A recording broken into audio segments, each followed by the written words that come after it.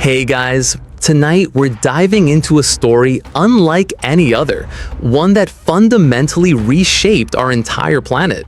Forget misty forests or haunted houses. We're going back, way back, 66 million years to a world utterly dominated by giants.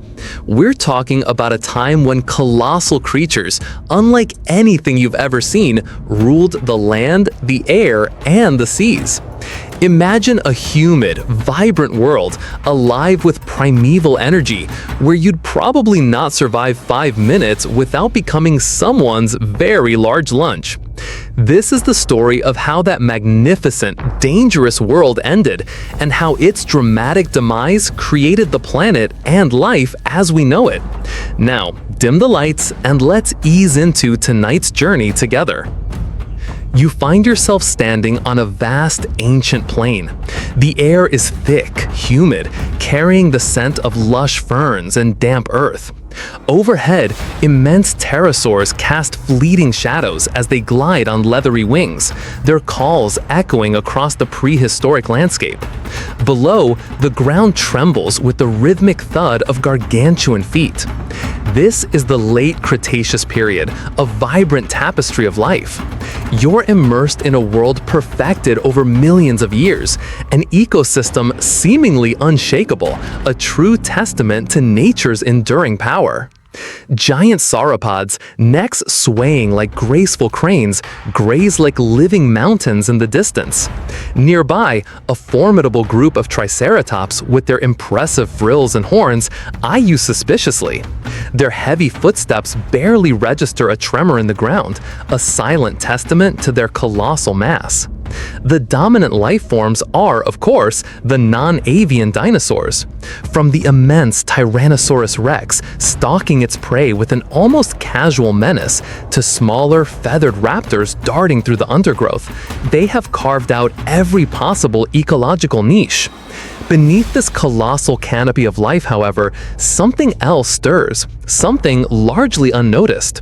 If you peer closely, you might catch a glimpse of a furry creature scurrying through the undergrowth, its beady eyes darting nervously. These are the mammals. Right now, they're mostly nocturnal, small, and generally overlooked. They live in the shadows, literally and figuratively, often burrowing or climbing trees to avoid becoming a dinosaur's dinner. Most are no bigger than a house cat, some are as tiny as a mouse. They spend their lives foraging for insects, seeds, or whatever scraps they can find. They are resilient, adaptable, and incredibly unassuming, certainly not the kind of creatures you'd bet on to inherit the Earth. Scientists generally agree that their small size was a critical factor in their survival. The climate during this era was globally warm, without the extreme polar ice caps we know today. Palm trees flourished even in what is now Antarctica, and the atmosphere, rich with carbon dioxide, maintained a consistent warmth across most of the planet. There were no harsh winters, no dramatic seasonal shifts that would truly test the limits of survival. This stable, predictable environment was ideal for reptiles, allowing dinosaurs to grow to immense sizes, their metabolic needs easily met by the abundance of vegetation and prey.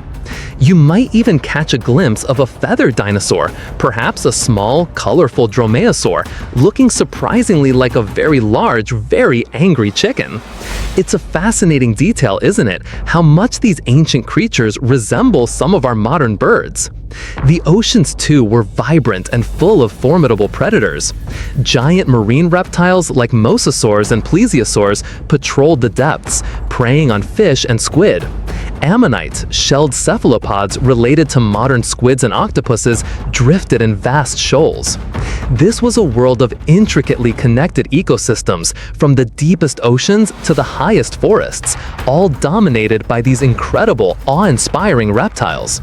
No one, absolutely no one, would have predicted that this reign, which had lasted for over 160 million years, was about to end in the most dramatic way imaginable. The dinosaurs, in their glorious, unchallenged dominance, were utterly oblivious to the tiny, silent speck of rock hurtling through the vacuum of space, destined to rewrite their story and ours forever. You're still there, among the towering ferns and the rumble of dinosaur footsteps, utterly unaware. The dinosaurs, for their part, possess no concept of astronomy beyond the comforting cycle of day and night. They're far too occupied with their daily routines, munching on cycads or trying to avoid becoming lunch themselves. But far, far beyond the serene blue of the Earth's sky, out in the inky blackness of space, something is undeniably, terrifyingly in motion. It's an astronomical object, a colossal rock, hurtling through the vacuum on an unstoppable collision course with this vibrant, unsuspecting world. This isn't just any rock, it's a monumental asteroid, estimated to be about 10 to 15 kilometers across. To truly grasp its scale, imagine a mountain, bigger than Everest, tearing through space at an astonishing speed, somewhere around 20 kilometers per second, or roughly 45,000 miles per hour. That's fast enough to cross the continental United States in mere minutes. This was no rogue comet from the solar system's distant reaches, but most likely a fragment from the main asteroid belt, dislodged by a prior collision and sent careening inwards towards our unsuspecting planet. Its journey through the cosmos has been long and silent, perhaps spanning millions of years.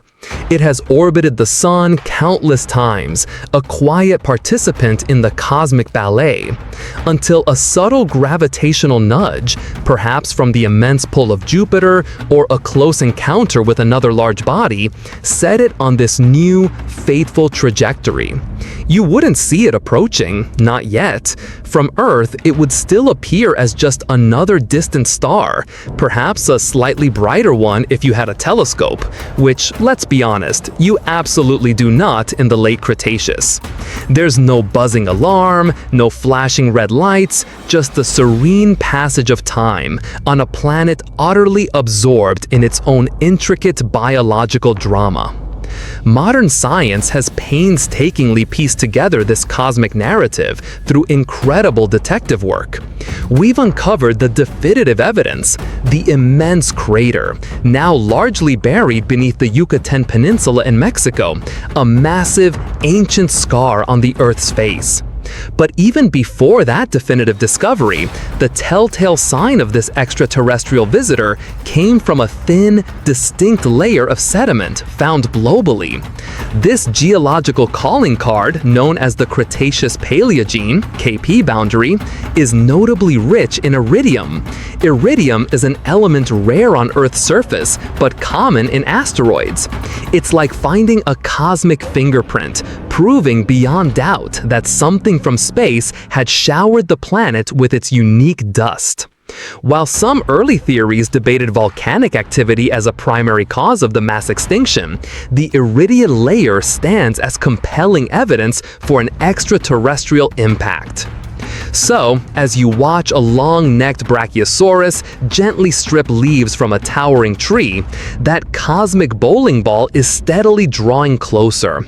It's still too far to heat up significantly from atmospheric friction, glowing only with the cold, reflected light of the sun, a tiny, rapidly growing point of light against the velvet blackness. It's a quirky thought, but some theories suggest that if the asteroid had hit literally anywhere else, say a deep ocean basin or a less volatile geological region, the immediate effects might have been less catastrophic, though the long-term impact winter would have still been devastating. Alas, it was destined for a particularly unfortunate patch of Earth.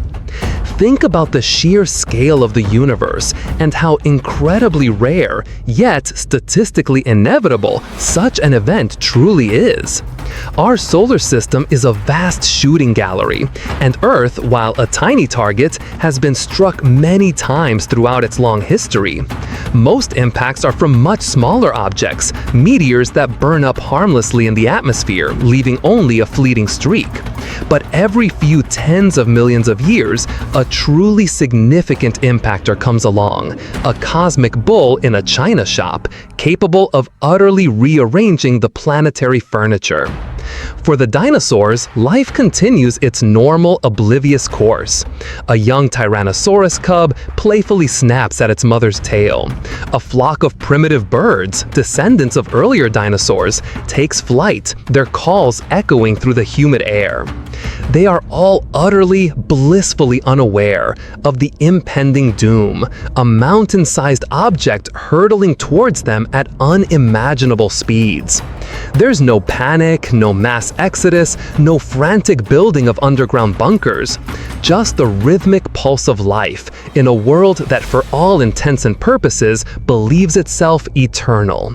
The silence of space, ironically, is about to be shattered by the loudest, most destructive sound the Earth has ever known. You're still standing there amidst the towering ferns and the rumble of dinosaur footsteps. But now, a subtle shift begins. The air, once still and heavy, seems to shimmer. A faint, almost imperceptible tremor runs through the ground beneath your feet. Too slight for the massive dinosaurs to even notice, but just enough to prickle your senses with unease. Then, if you were to look up, way up, past the fluffy Cretaceous clouds, you'd see it. Not as a star anymore, but as a rapidly growing point of searing light, tearing a path through the upper atmosphere. This is the moment, the terrifying, inevitable arrival of the Chicxulub impactor. It strikes with a force that truly defies comprehension. We're talking about the equivalent energy of billions of atomic bombs exploding simultaneously. Imagine every nuclear weapon ever built detonated at once, and you're still not even close to the scale of this event. The asteroid slams into what is now the Yucatan Peninsula, a relatively shallow sea at the time, crucially rich in sulfates. This detail, as you'll soon grasp, is profoundly important to the global catastrophe that immediately begins to unfold.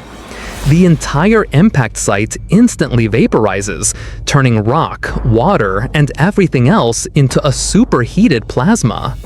The initial shockwave races outwards at supersonic speeds, literally scouring the landscape clean. Trees are flattened, dinosaurs are vaporized or tossed like rag dolls, and the very ground buckles and ruptures.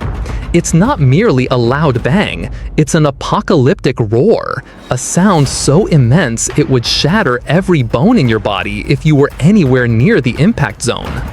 Think of it as the ultimate cosmic mic drop, signaling the end of an era with an exclamation point made of fire and pulverized rock.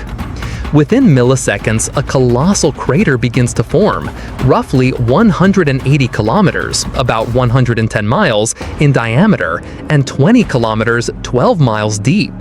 That's a hole large enough to swallow a major city, several times over, created in the absolute blink of an eye. The material ejected from this colossal impact blasts upwards, piercing through the atmosphere, and in some places, even escaping Earth's gravity entirely. Chunks of rock, molten debris, and superheated dust are flung skyward, turning the once blue heavens into a chaotic, fiery maelstrom. Some of these ejected particles actually fly out into space, only to be pulled back by gravity, re-entering the atmosphere across the entire planet like a global fiery hailstorm. This widespread rain of incandescent material will set the world ablaze, but we'll delve into that in just a moment. The immediate aftermath at ground zero is almost beyond human imagining. A vast cloud of pulverized rock, superheated steam, and vaporized asteroid material rises rapidly into the stratosphere, expanding with incredible speed. This plume is so enormous, so energetic, that it temporarily punches a literal hole in the atmosphere. The sheer kinetic energy of the impact is converted into immense heat, blinding light, and seismic waves that reverberate through the entire planet.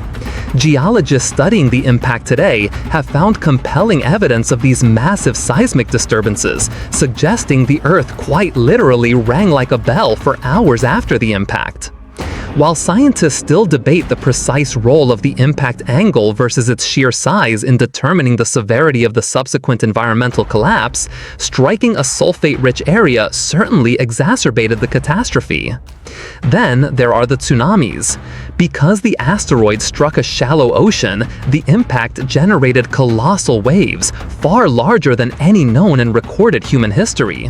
These mega-tsunamis, some perhaps hundreds of meters high, would have radiated outwards across the Gulf of Mexico, crashing into coastlines across North and South America with unimaginable destructive force.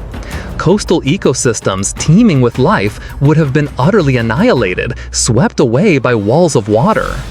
Fossil evidence of these colossal waves has been found thousands of miles from the impact site, providing a stark reminder of the ocean's violent reaction to this cosmic intrusion.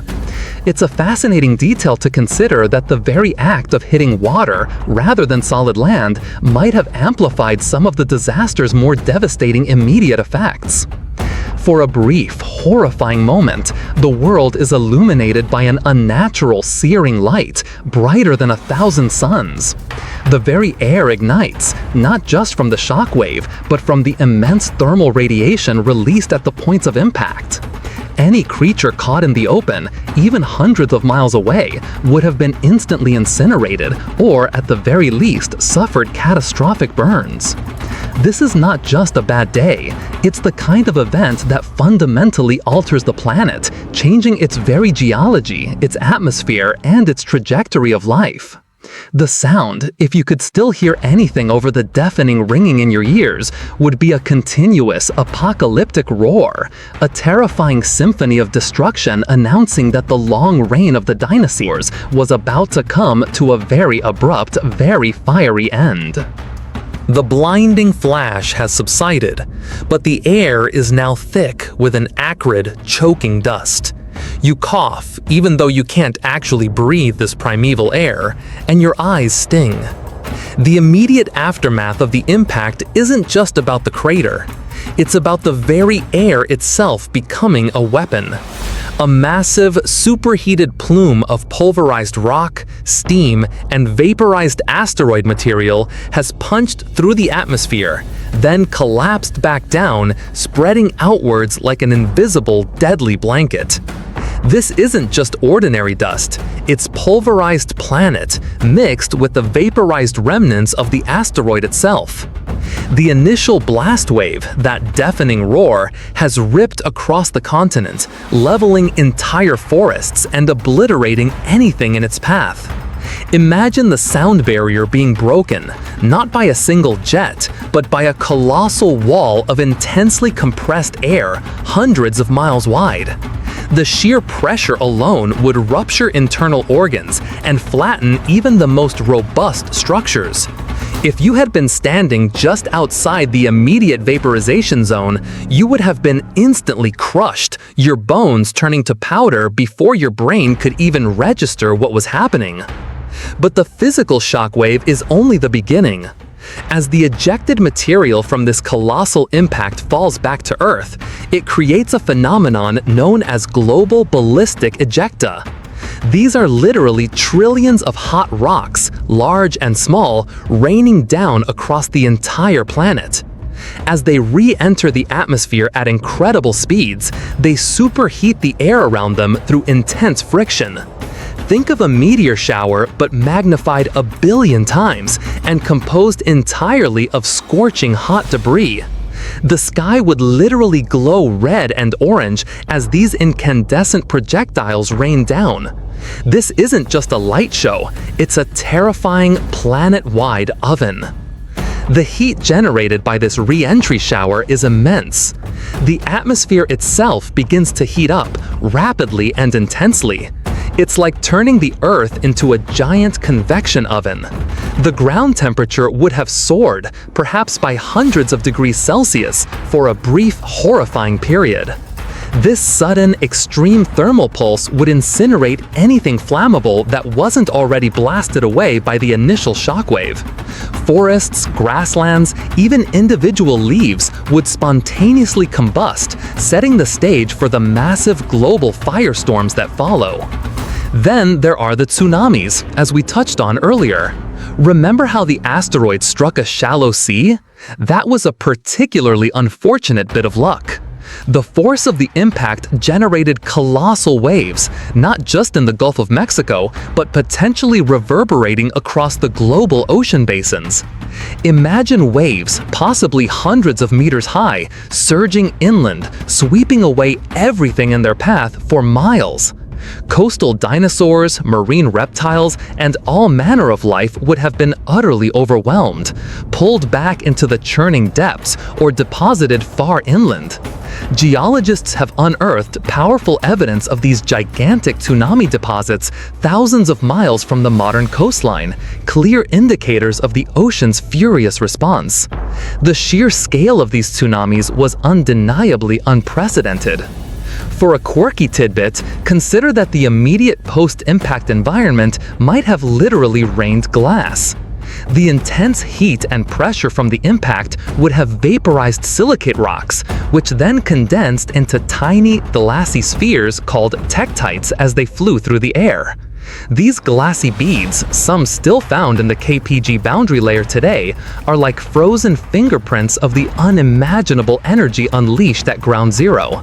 So yes, you would have experienced hot rocks, fire, super tsunamis, and raining glass. Quite a party if you're into apocalyptic scenarios. The air is becoming unbreathable, not just because of dust, but because of the fundamental chemistry of the blast. The asteroid struck a region notably rich in gypsum and limestone. When these rocks were vaporized by the intense heat, they released massive amounts of sulfur dioxide and carbon dioxide into the atmosphere. This wasn't just a minor belch, it was a planetary-scale emission of greenhouse gases and aerosols that would profoundly alter the climate for years to come. Scientists still debate whether the sulfur aerosols or the dust cloud had the more immediate and devastating global effect, but both certainly contributed to the impending darkness and cold. You are witnessing the Earth's atmosphere being fundamentally rewritten, from a life-sustaining blanket to a suffocating, toxic shroud. The ground is still trembling, a deep, persistent hum that vibrates through your very core. But the most terrifying phenomenon now isn't about the ground or the water, it's about the sky. Remember that rain of superheated ejecta?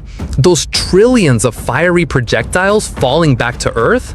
Well, they've done their job. The entire planet is igniting. You look around, and what was once a vibrant, lush landscape is rapidly becoming a raging inferno. This is the global firestorm. Imagine every forest, every patch of dry grass, every bush, all catching fire simultaneously. The intense heat generated by the re-entering debris was so immense that it literally superheated the atmosphere to ignition temperatures. Oxygen levels were higher in the Cretaceous, making the world even more combustible than it is today. It's not just a few scattered wildfires, it's a planetary-scale conflagration, a ring of fire enveloping the entire globe. The sky is no longer blue.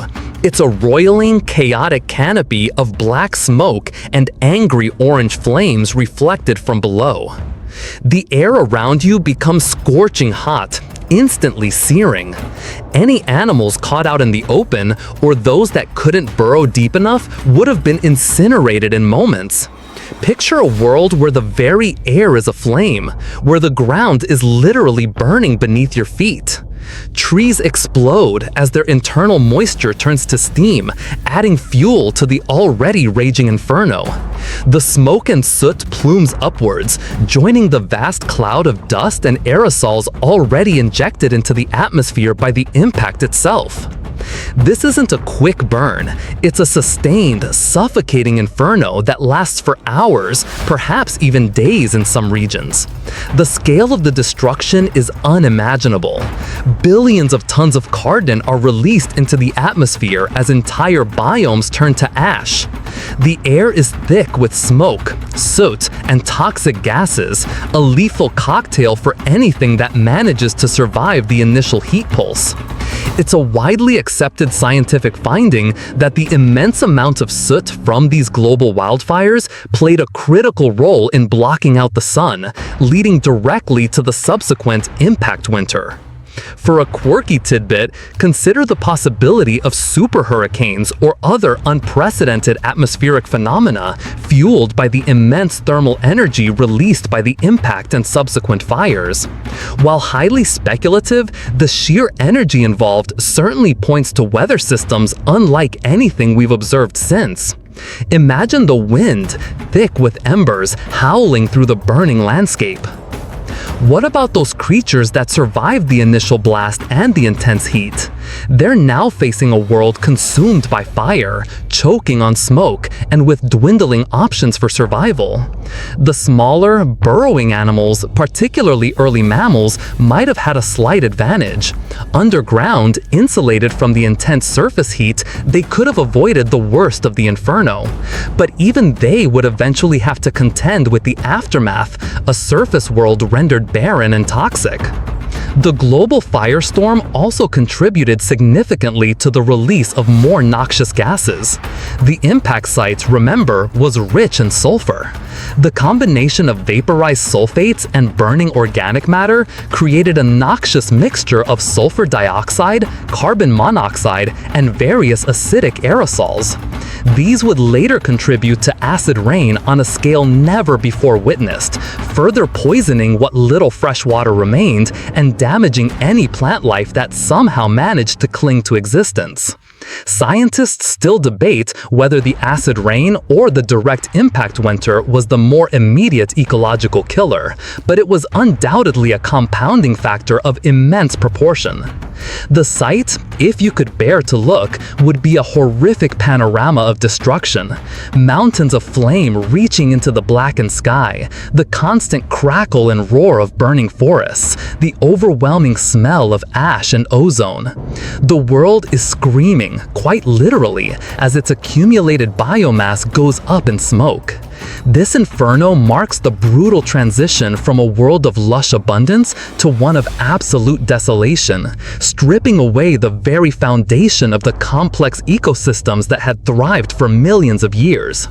The dinosaurs, magnificent in their reign, are now caught in a global incinerator, and their time is rapidly, violently running out. The fires are still raging, but a new, more insidious threat is rapidly engulfing the planet. As you stand amidst the smoldering ruins, the air, already thick with smoke and ash, begins to change in a more profound way. The sky, once a searing orange, is now darkening, not with the approaching night, but with a colossal, impenetrable shroud of dust and soot. This is the undeniable beginning of the impact winter, a period of profound global cooling that will utterly rewrite the rules of survival on Earth. Imagine the sheer volume of material blasted into the atmosphere, billions of tons of pulverized rock, vaporized sulfates from the impact site, and the immense amounts of soot generated by the global firestorms. This all rises high into the stratosphere, forming a dense, opaque layer that effectively blocks out the sun. It's like pulling a gigantic, planetary-sized blanket over the Earth, plunging the world into a perpetual twilight, or even complete darkness for months, perhaps even years. You look up, but there's no sun, just an ominous reddish-brown gloom. The immediate consequence of this solar blockade is a dramatic and rapid drop in global temperatures. Without direct sunlight to warm the surface, the heat quickly dissipates into space. What was once a globally warm subtropical world rapidly becomes frigid, even at the equator. Think of a sudden, severe winter, but one that engulfs the entire planet and shows no signs of relenting. Temperatures plummet to near freezing or below, even in areas that had never experienced frost before. This isn't just uncomfortable, it's catastrophic for a world accustomed to consistent warmth. The primary effect of this sudden darkness is the complete collapse of photosynthesis. Plants, the very foundation of most ecosystems, rely entirely on sunlight to grow. Without it, they simply die. While small, hardy seeds might survive dormant in the soil, the vast majority of plant life, from towering trees to delicate ferns, begins to wither and perish. This collapse ripples immediately up the food chain. Herbivores with no plants to eat starve. Carnivores with no herbivores to prey upon follow suit. It's a cascading collapse, triggered by the absence of that most fundamental of life-giving forces, sunlight.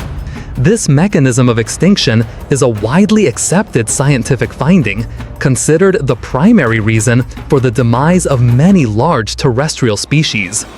For a quirky tidbit, some scientists have theorized that the dust cloud was so thick it would have created an effect eerily similar to nuclear winter, a term coined during the Cold War to describe the climatic effects of widespread nuclear conflict.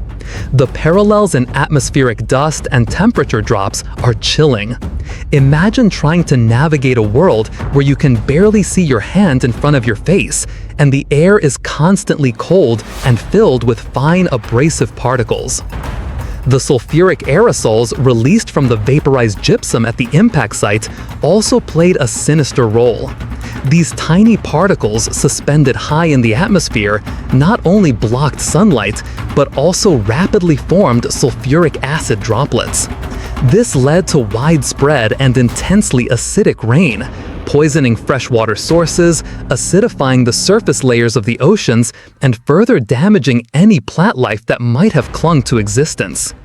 While scientists continue to debate whether the initial heat pulse, the impact winter, or the acid rain was the ultimate straw that broke the camel's back for various species, they all undoubtedly contributed to the general misery and widespread death. You feel the cold seeping into your bones, a bitter contrast to the humid warmth that defined this world just moments ago. The vibrant green landscape is fading to a sickly brown, then gray. The sounds of life, once so pervasive, the roars of dinosaurs, the chirping of insects, are replaced by an eerie, profound silence, broken only by the mournful wind through dying vegetation. This silent, pervasive cold and darkness is the most indiscriminate killer of all, slowly suffocating life across the entire planet. The age of the giants, accustomed to an endless summer, had absolutely no defenses against this sudden, cataclysmic shift in climate. The pervasive cold continues, an unyielding grip on the planet. You shiver, though no actual chill can touch you here. The sky remains a perpetual, bruised twilight, thick with dust and sulfate aerosols, letting almost no sunlight penetrate. This prolonged darkness, born from the impact winter, has now sealed the fate of the mighty dinosaurs, the unchallenged rulers of this Earth for 160 million years. Their extinction isn't a sudden, instantaneous death for every individual, but a slow, agonizing suffocation of their entire way of life. Consider the sheer scale of their metabolic needs. Most non-avian dinosaurs were enormous, requiring vast quantities of food to sustain themselves. The herbivores, like the massive sauropods and ceratopsians, needed immense amounts of plant matter to fuel their gargantuan bodies. But with the sun blocked, plants are rapidly dying off. The lush forests, the vast fern prairies, are now decaying, frozen wastelands. Their primary food source has simply vanished. You observe the gaunt, weakened forms of these magnificent beasts, their once powerful roars now weak moans of hunger. They are quite literally starving to death, en masse. Then comes the relentless cold. While some dinosaurs might have possessed primitive feathers or warm-blooded tendencies, none were adapted to withstand a sudden, global deep freeze. Reptiles in particular rely on external heat sources to regulate their body temperature. Without the sun's warmth, they become sluggish, unable to hunt, forage, or even digest their food properly. Imagine a massive, cold-blooded creature trying to survive in near-freezing temperatures for months on end. Their very biology betrayed them. It's a well-established scientific finding that the lack of readily available food, combined with the extreme global cooling, led to the widespread collapse of dinosaur populations. The carnivores, too, are suffering immensely. A Tyrannosaurus rex, once the undisputed apex predator, now stalks a desolate landscape, its powerful legs carrying it through barren terrain, searching desperately for prey that no longer exists. Its powerful jaws, designed for tearing flesh, are useless against an empty stomach. The food chain has broken at its very base, and the collapse spirals upwards with devastating speed. The smaller, nimble dinosaurs, the raptors and ornithomimids, might have lasted a little longer on scavenged carcasses, but eventually their food sources would vanish as well. There's a quirky tidbit about this time. Some research suggests that small, feathered dinosaurs that were closely related to modern birds might have been able to survive. This was partly due to their more adaptable diets, perhaps eating seeds or insects that might have lasted longer, and partly because of their smaller size and potentially higher metabolism. It's why we differentiate between non-avian dinosaurs, the ones that went extinct, and avian dinosaurs, the birds we see today, who are direct descendants and technically still dinosaurs. So, while T-Rex and Triceratops vanished, the lineage continued in a much smaller winged form. The reproductive cycles of dinosaurs would also have been severely disrupted. Eggs would have frozen, young hatchlings would have perished from cold and lack of food. The ability to replenish their populations, already under immense pressure, would have ceased almost entirely. This wasn't a sudden death for every individual, but a slow, inexorable decline, species by species, until the last of the non-avian giants breathed its final, cold breath. Scientists continue to debate whether disease outbreaks might have also played a significant role, but starvation and environmental collapse were undoubtedly the main culprits. You witness the silent, chilling tableau of a world dying. The massive carcasses of once magnificent creatures lie scattered across the landscape, picked over by the last desperate scavengers before even they succumb to the inevitable. The vibrant roars that once filled the air are replaced by an eerie, profound silence, broken only by the mournful wind whistling through the skeletal remains of forests. This isn't just the end of a single species, it's the end of an entire epoch, the Mesozoic Era, a time defined by the unchallenged reign of these magnificent, terrifying, and ultimately vulnerable giants. The stage is now clear, swept clean by cosmic intervention for a new act to begin. Amidst the global desolation, the pervasive cold, and the eerie silence where dinosaur roars once echoed, something small and utterly improbable is stirring. You peer closer through the perpetual gloom, past the skeletons of giant ferns and the chilling, skeletal remains of once mighty dinosaurs. Here, in the shadowy undergrowth, or perhaps deep within the earth, you catch a fleeting glimpse of movement. These are the mammals, the quiet, unassuming survivors who, against all odds, managed to weather the ultimate storm. How did they do it? It's not just one factor, but a critical combination of characteristics that made them uniquely resilient to the impact winter. First and foremost, their small size was a huge advantage. Smaller bodies inherently require less food, which was absolutely critical in a world where the entire food chain had utterly collapsed. Imagine trying to find enough vegetation for a giant sauropod versus enough insects or seeds for something the size of a rat. The difference in metabolic demand is staggering. Secondly, many early mammals were burrowers. They lived underground, in intricate burrows or simple nests dug deep into the soil.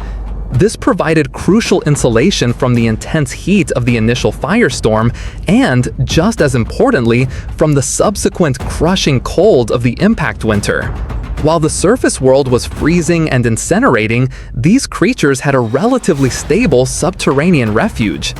This adaptation is a widely acknowledged scientific fact, considered a key survival mechanism during the darkest days of the impact winter. Third, their dietary flexibility was paramount.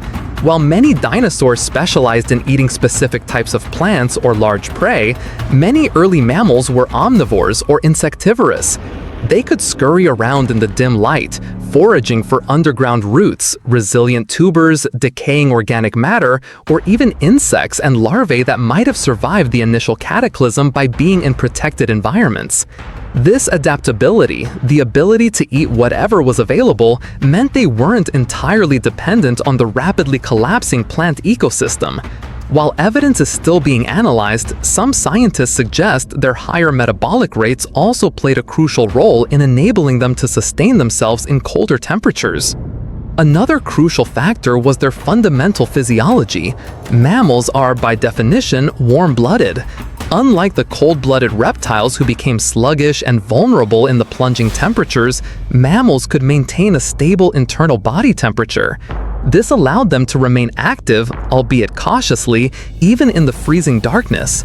They might have huddled together for warmth, conserving precious energy, but they weren't completely incapacitated by the cold. This internal thermostat was a lifesaver when the global thermometer plummeted.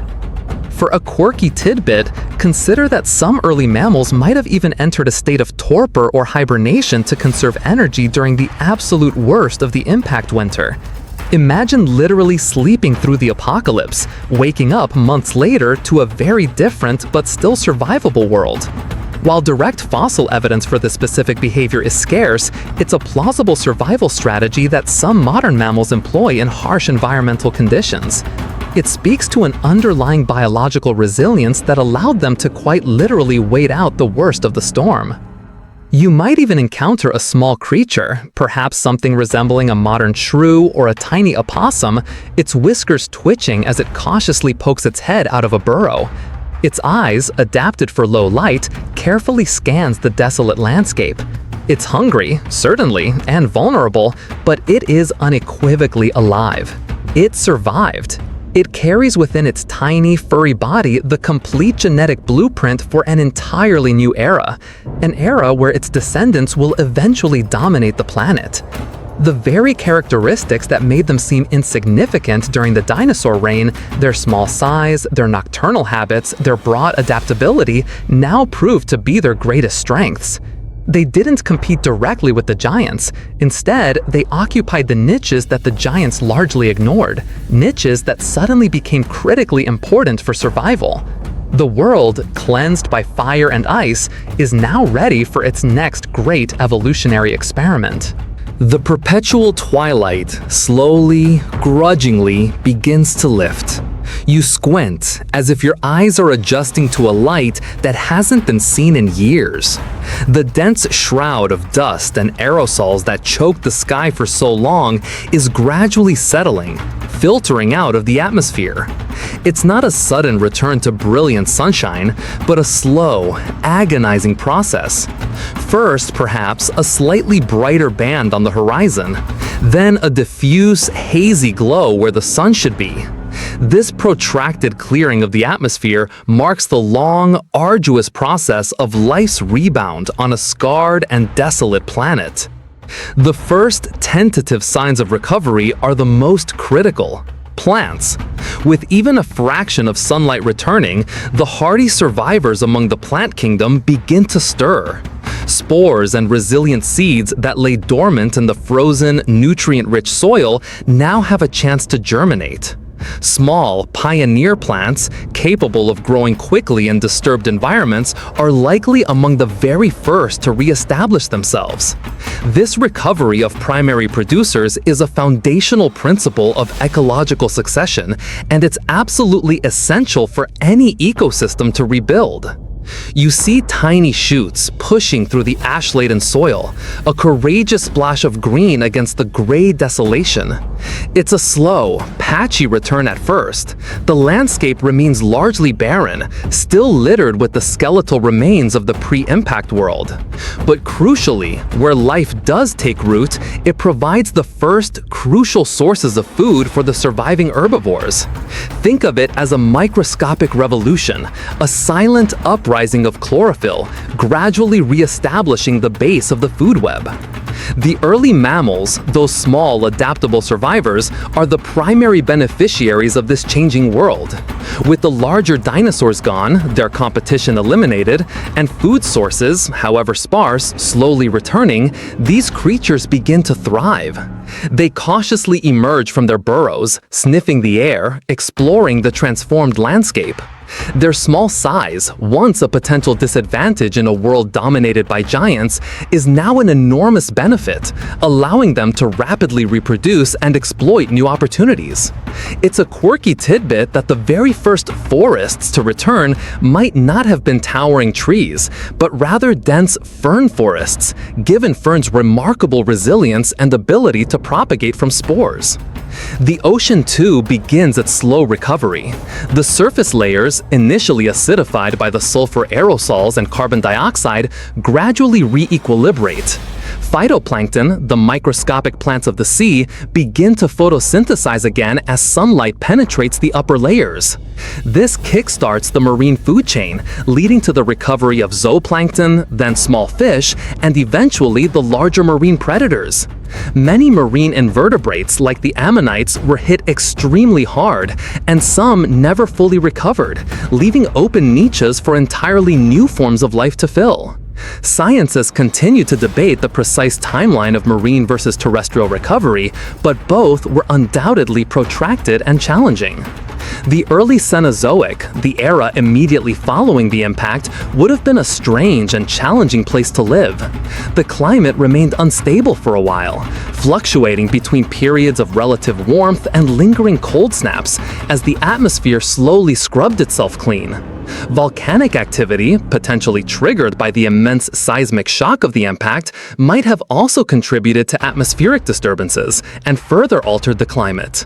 But crucially, undeniably, the sun was returning, and with it, the fundamental engine of life.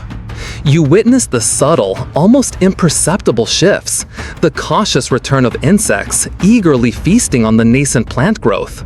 Small reptiles, once overshadowed by their giant cousins, cautiously re-emerging from their hidden refuges. The air, though still carrying the faint scent of ash and decay, now also carries the distinct, hopeful aroma of new life. It's a profound testament to the incredible resilience of Earth's ecosystems, their innate ability to bounce back even from a blow of this immense magnitude. The playing field has been leveled, the biological board wiped clean. Now, the surviving players, the mammals, are poised to make their move.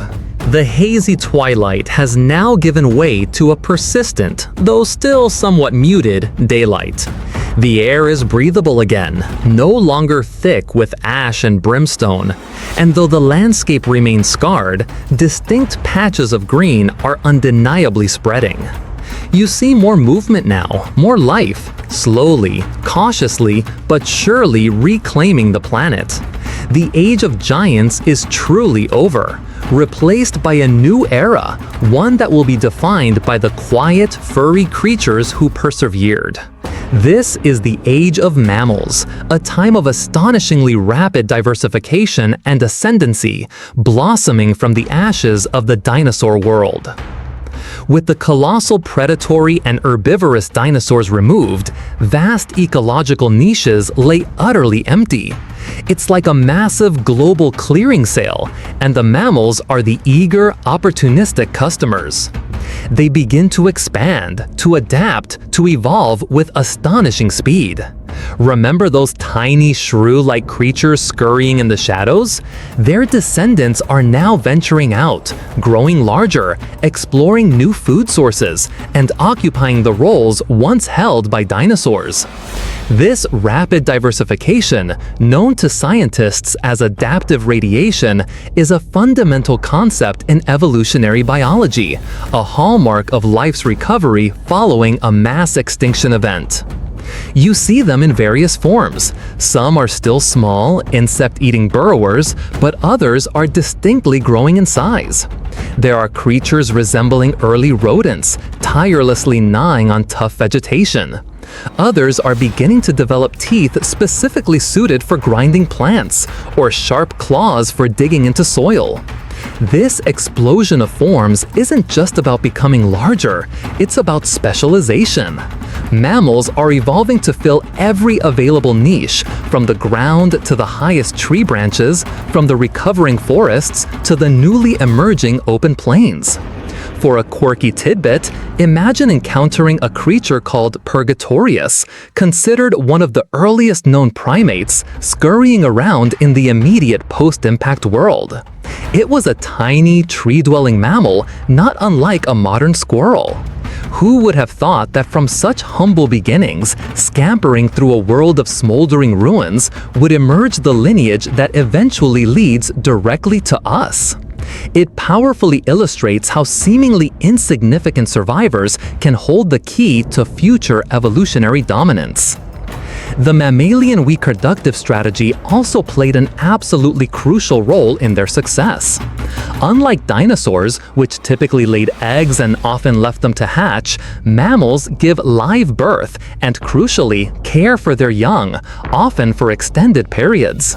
This parental investment, nurturing and protecting their offspring, allowed for significantly higher survival rates in a still challenging environment. It meant that advantageous adaptations could be passed down more effectively, accelerating the pace of evolution. Scientists still actively debate whether the increased brain size observed in some early mammals was a pre-adaptation that aided survival or a rapid evolutionary response to the new challenges and opportunities of the post-impact world. You observe the unfolding drama of evolution in fast-forward motion.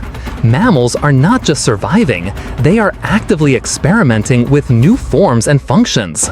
Some are becoming truly arboreal, mastering life in the trees, while others are adapting to life in the newly recovering forests. Still others are venturing into what will become vast grasslands, setting the stage for the massive grazing herds of later epochs. The world is a blank canvas, and mammals are the artists, rapidly sketching out new forms and functions, filling every vacant space. The nature of competition is different now. Instead of facing massive reptilian giants, mammals now primarily compete with one another, driving further innovation and specialization within their own class. There's no longer a ceiling imposed by the dinosaur giants, no longer the constant overwhelming threat of becoming a super predator snack. This newfound freedom from crushing predation allowed them to grow larger, explore new behaviors, and become incredibly diverse. The air around you, once filled with the deep thuds of dinosaur footsteps, is now filled with the rustling of small mammals, the chittering of early primates, and the beginnings of a new, distinctly mammalian chorus of life. The planet has fundamentally shifted its allegiance, and mammals are now firmly in the driver's seat of evolution. The atmosphere, once thick with dust and soot, has cleared to a recognizable blue, though perhaps a deeper, richer hue than before. The global temperatures have stabilized, gradually warming back towards a new average, though now with distinct seasonal variations that were less pronounced in the dinosaur age. The landscape is profoundly transforming, moving beyond mere recovery to active, vibrant new growth. This is the heart of the Cenozoic Era, the Age of Mammals truly flourishing, giving rise to an astonishing diversity of forms, from the tiniest shrews to creatures that rivaled and sometimes even surpassed the sheer size of some dinosaurs. You witness a spectacular explosion of mammalian evolution. Remember how quickly they diversified immediately after the impact? That rapid process continued for millions of years, driven by abundant ecological opportunities and intense competitive pressures. Now, you see massive browsers, early ancestors of elephants and rhinos, lumbering through lush forests, their powerful bodies reshaping the very landscape. There are formidable predators, like the ancestors of modern cats and dogs, but far larger and more fearsome, powerfully stalking through open plains. The vast niches once filled by dinosaurs are now fully and dynamically occupied by their furry successors. Consider the magnificent megafauna that arose during this era. Imagine giant ground sloths the size of cars, or enormous armored armadillos, or even the incredible woolly mammoths and mastodons that would later dominate the Ice Age landscapes. It's a well-documented scientific fact that the Cenozoic saw the evolution of some of the largest land mammals ever to exist, a powerful testament to the evolutionary potential unleashed by the extinction event. The world was once again home to true giants, but now they were mammals, sporting fur, warm blood, and entirely different biological blueprints. The development of new ecosystems also played an absolutely crucial role. As global climates shifted and continental plates moved, vast grasslands began to emerge and spread, particularly in the mid-latitudes.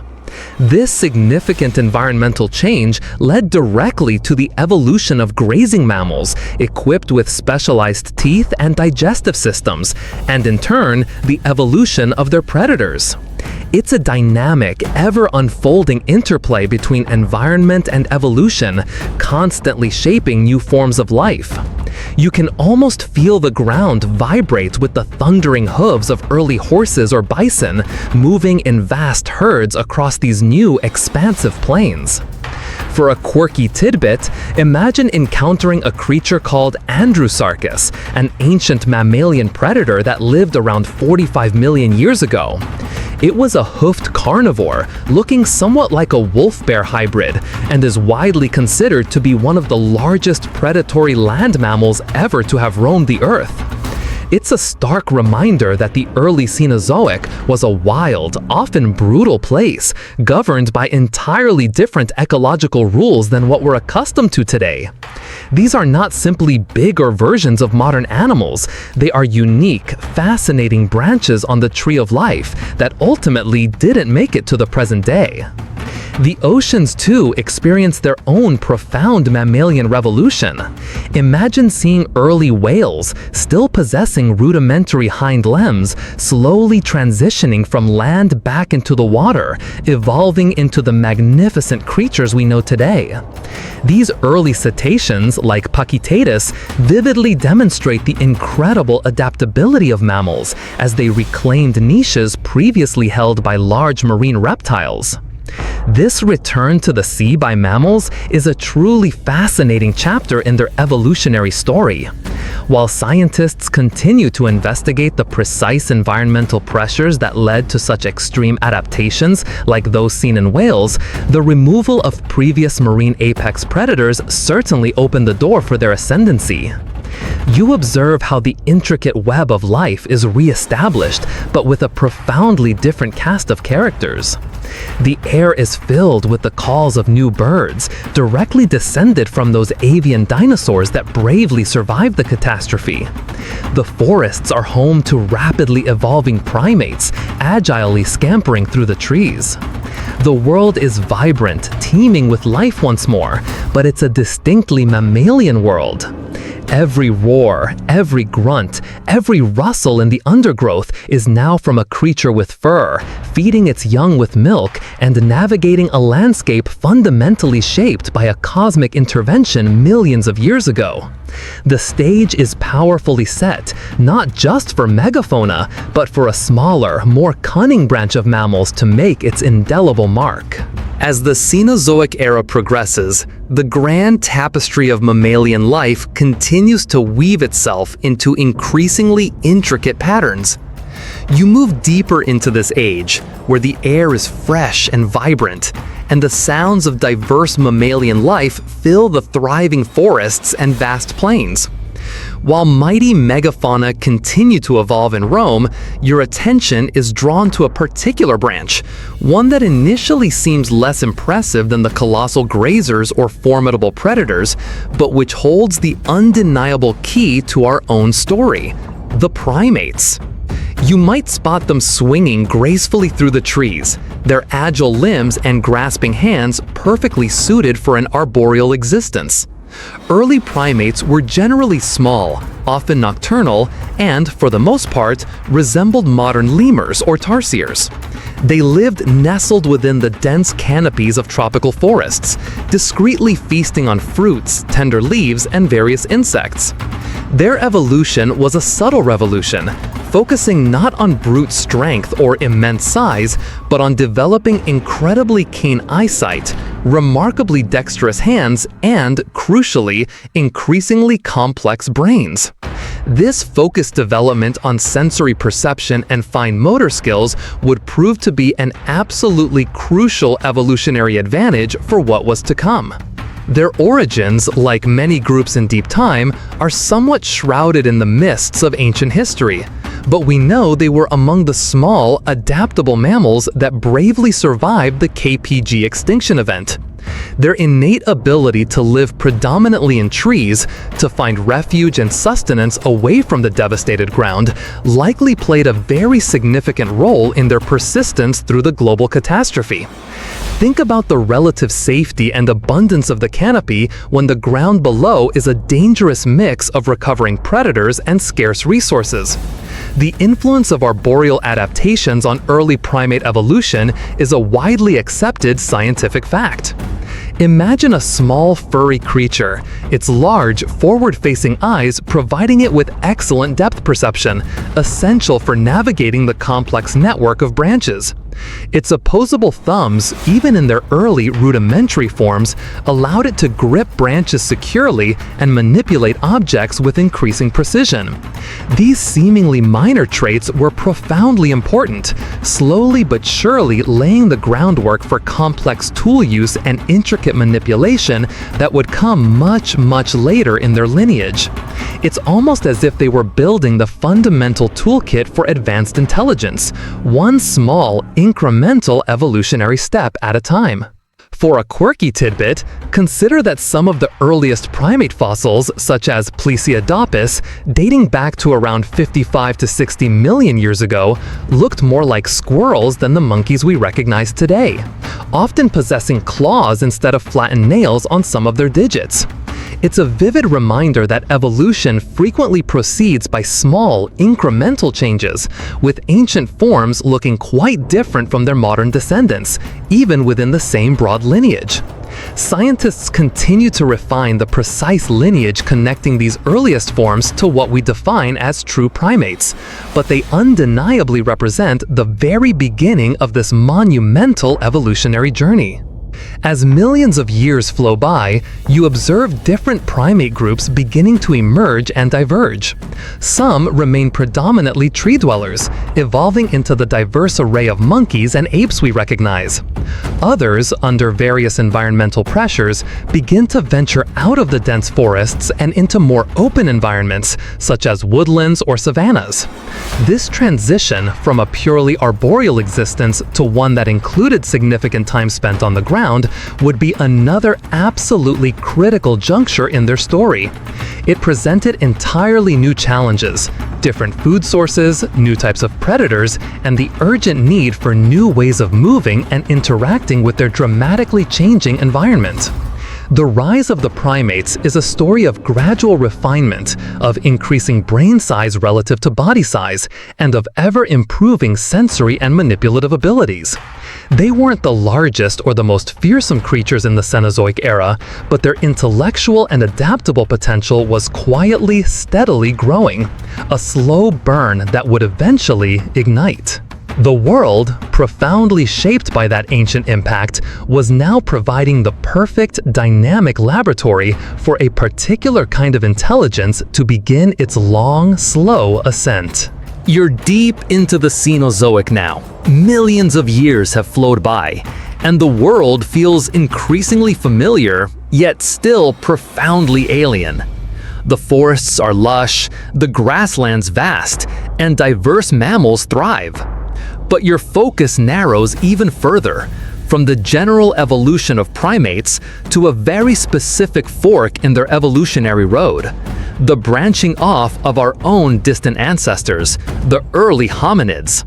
This is precisely where our story, the distinct human story, truly begins to differentiate itself.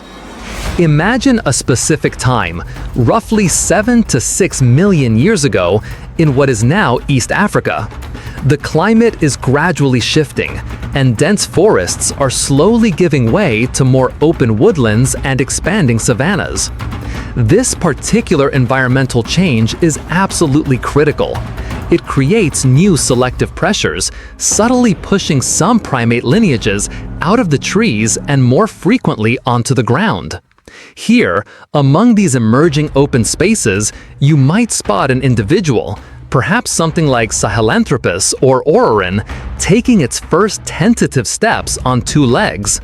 This is bipedalism, the act of walking upright, a defining characteristic that powerfully sets hominids apart from other apes.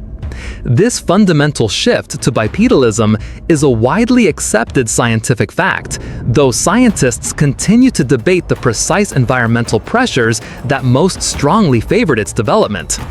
Was it for better visibility over tall grasses to spot predators or locate food sources? Was it to free the hands for carrying essential food or vulnerable offspring over longer distances?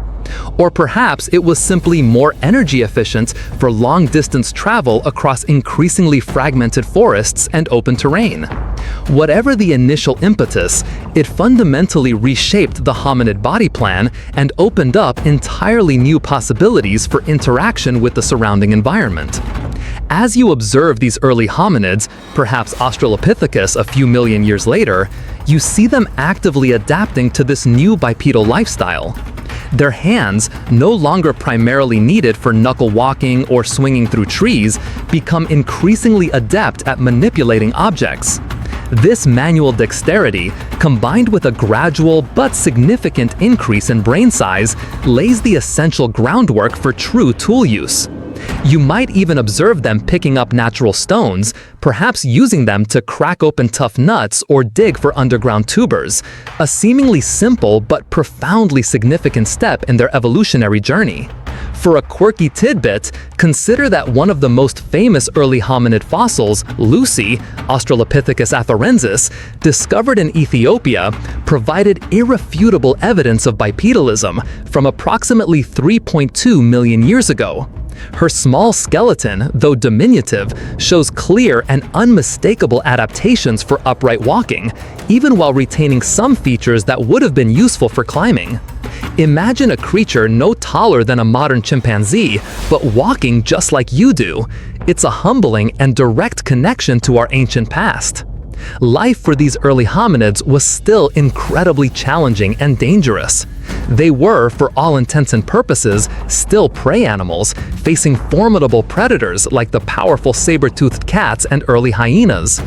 Their very survival depended heavily on group cooperation, evolving cunning, and an increasing intelligence.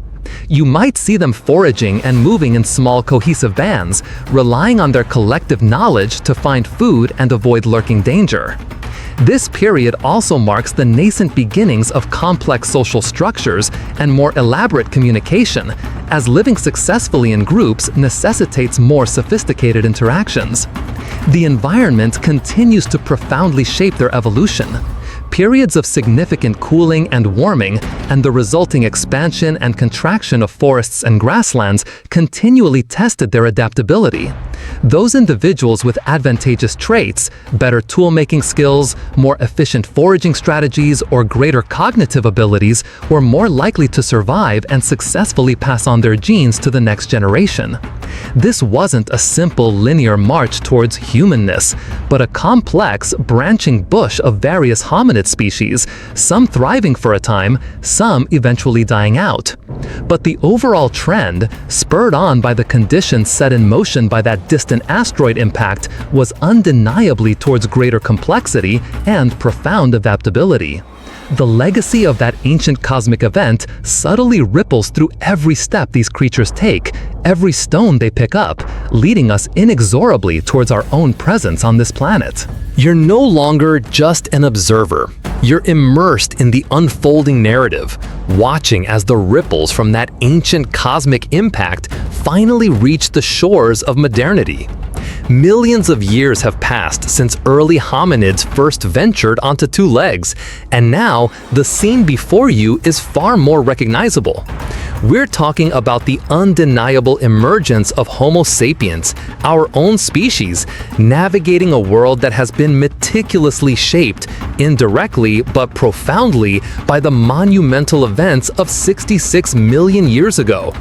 This is where the ancient disaster truly created the world as we know it today. Think about the sheer diversity of life around you now. It's a distinctly mammalian world through and through.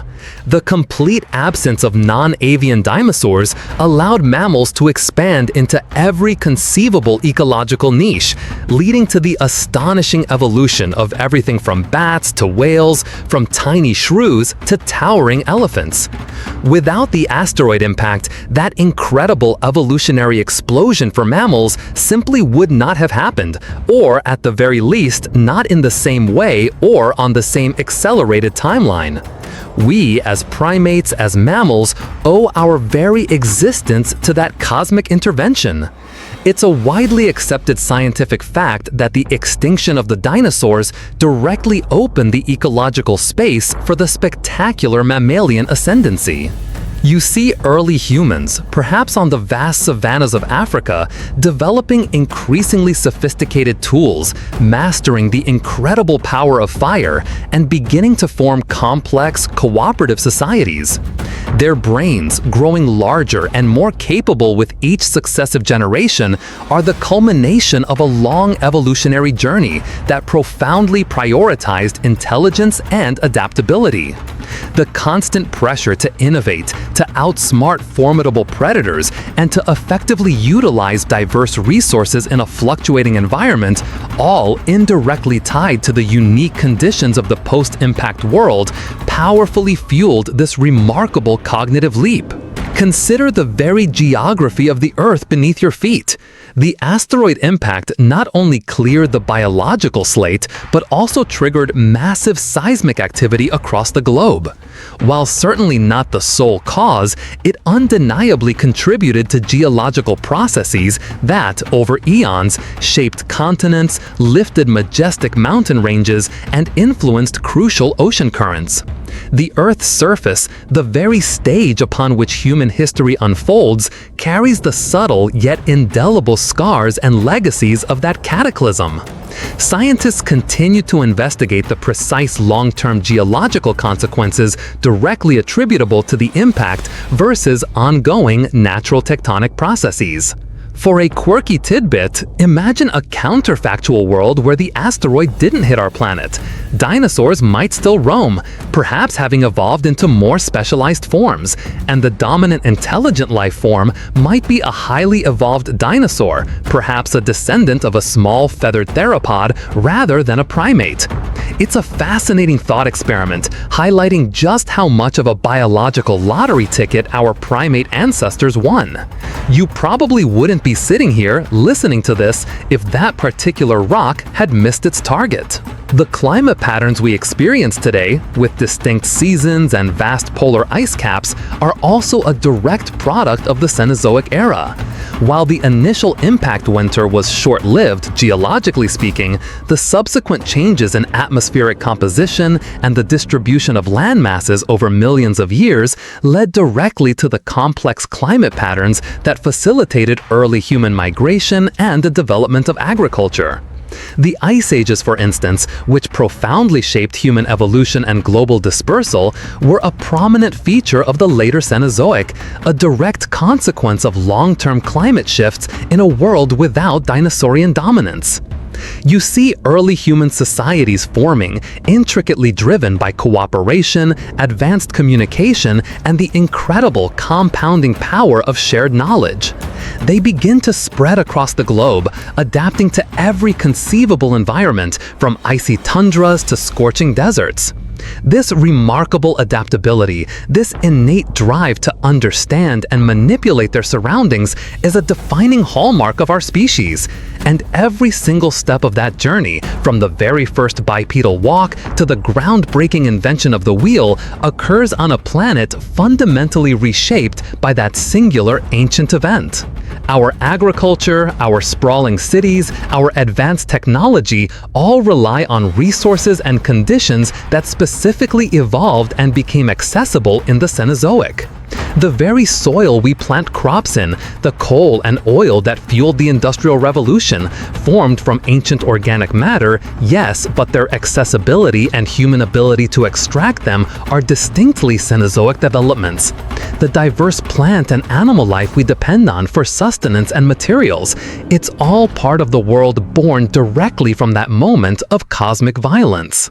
We are, quite literally, the children of the Chicxulub impact. The journey through deep time culminates here, in the present, a world unmistakably defined by the echoes of a catastrophe 66 million years ago.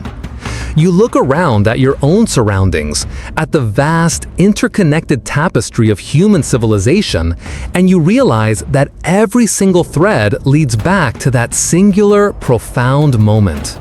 This is the undeniable legacy and reflection of the asteroid impact, a powerful understanding of how a single cosmic event could reshake an entire planet and meticulously dictate the course of all subsequent life, including our own.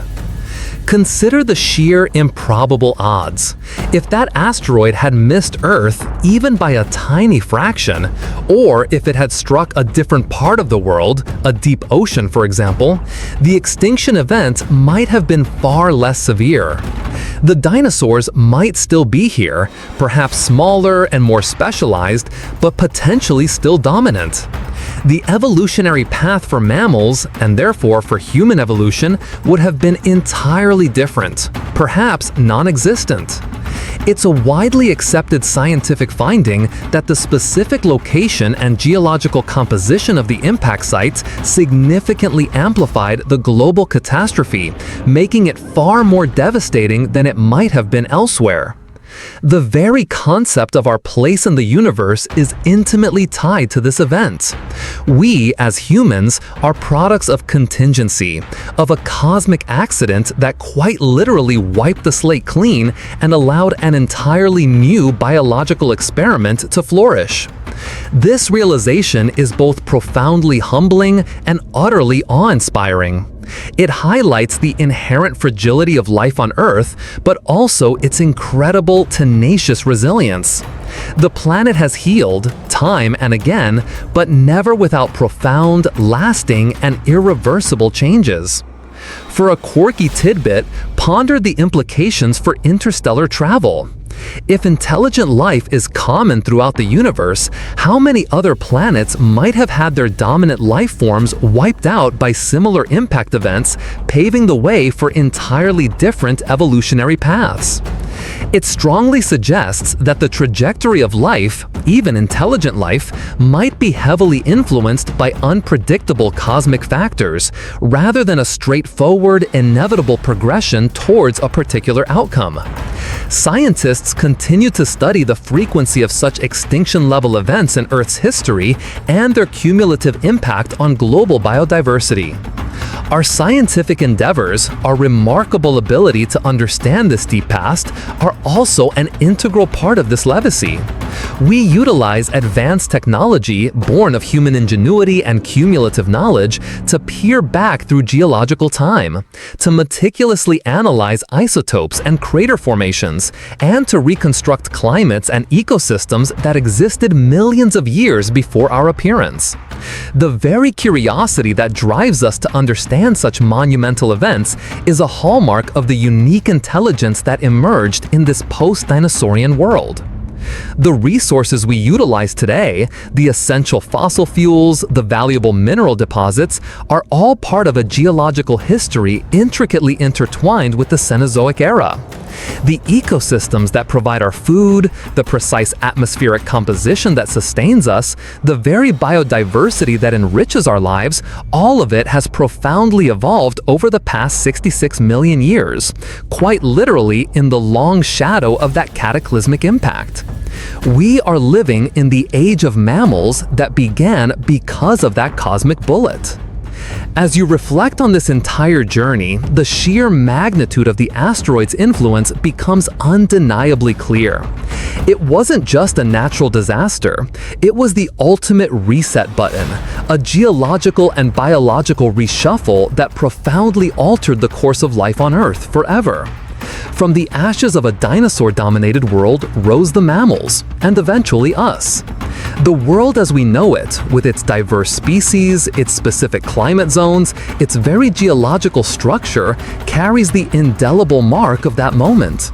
It's a powerful reminder that our existence is not just a product of terrestrial evolution, but also of the vast, unpredictable, and often violent forces of the cosmos. The memory of the fiery sky, the chilling darkness, and the slow, quiet return of green now gently fades into the background, replaced by the comforting hum of your own present. The great dinosaurs are long gone, but their end was, in a very real sense, our beginning. The profound silence of deep time, a vast ocean of moments holding the secrets of all that has been and all that might yet be. As the last echoes of this ancient tale soften, let your mind drift gently away from the cosmic chaos and the rise of new life. The Earth, resilient and ever-changing, continues its silent dance through the stars. Feel the quiet settle around you, a soft blanket of calm after such a tumultuous journey through time. The lessons of deep history, of destruction and renewal are vast and comforting in their repetition. Close your eyes, let the images dissolve, and simply be present in this moment of peace. The world outside will be there in the morning, ready for another day. For now, rest. Thank you for joining me on this incredible journey through deep time. If you enjoyed this exploration of Earth's most dramatic event and its profound legacy, please consider subscribing for more deep dives into the history of our planet and beyond. Sweet dreams.